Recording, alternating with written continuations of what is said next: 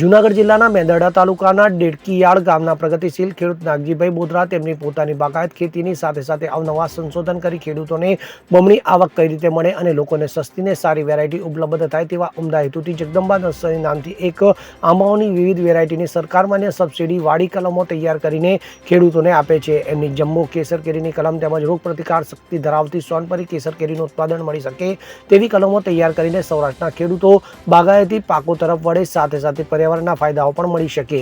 આ સોનપરી કલમને ક્લાઇમેટ કે અન્ય વસ્તુ અસર નથી નથી। દીઠ મજબૂત હોવાથી વાવાઝોડું આવે તો ઝાડ પર ટકી શકે છે।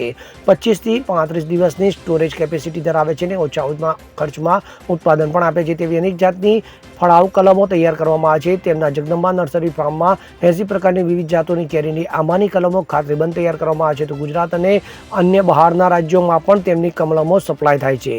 મારો પરિચય બોગરા નાગજીભાઈ ચનાભાઈ, ગામ ડેડકીયાળી, તાલુકો Mendarda, Jagdamba farm and nursery અને ફોન નંબર છે 98 252 85 485। મારી પાસે 80 જાતની વિશ્વભરની 80 જાતની આંબાની કલમો હું બનાવું છું। એમાં ઇઝરાયલ, અમેરિકા, આફ્રિકા, પાકિસ્તાન અને ઇન્ડિયા પરની હાઇબ્રિડ વેરાયટીની 80 જાતની કલમો બનાવું છું। સારી વેરાયટીની વાત કરીએ તો કેસરની સિલેક્શન વેરાયટી છે જમ્બો કેસર, અને એનાથી પણ ઊંચી અને આ ગ્લોબલ વોર્મિંગની અસરના હિસાબે જે વાતાવરણમાં ઇફેક્ટ થઈ એની સામે ટક્કર લે એવી જાત, ખેડૂતને ઉત્પાદનમાં સારી, બજાર ભાવ સારા, અને બીજી વાત એ છે કે આવતા યુગની ભારતની નંબર 1 કેરી જે સોનપરી છે એ નવસારી કૃષિ યુનિવર્સિટી દ્વારા બહાર પાડેલી સોનપરી જાત છે અને એના કેરેક્ટર એવા છે કે એ દર વર્ષે રેગ્યુલર આવે છે।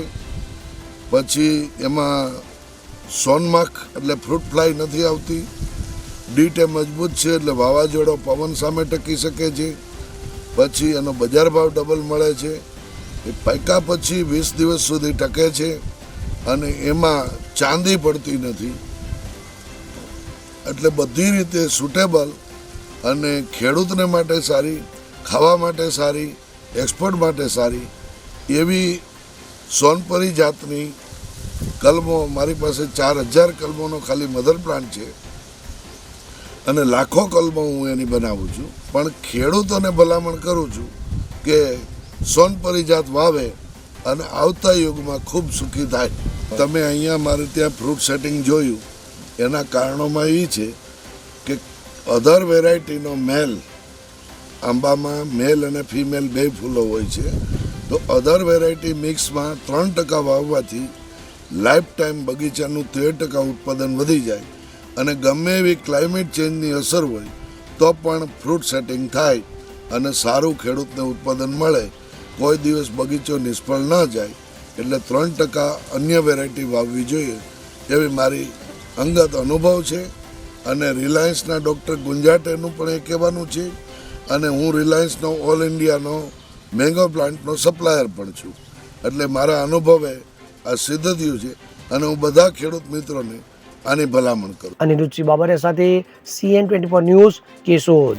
હવે જુઓ દેશ દુનિયાની તમામ ખબરો તમારી આંગળીના ટેરવે। ઉઠાવો મોબાઈલ અને Google Play Store પરથી ડાઉનલોડ કરો અમારી CN24 ન્યૂઝ મોબાઈલ એપ।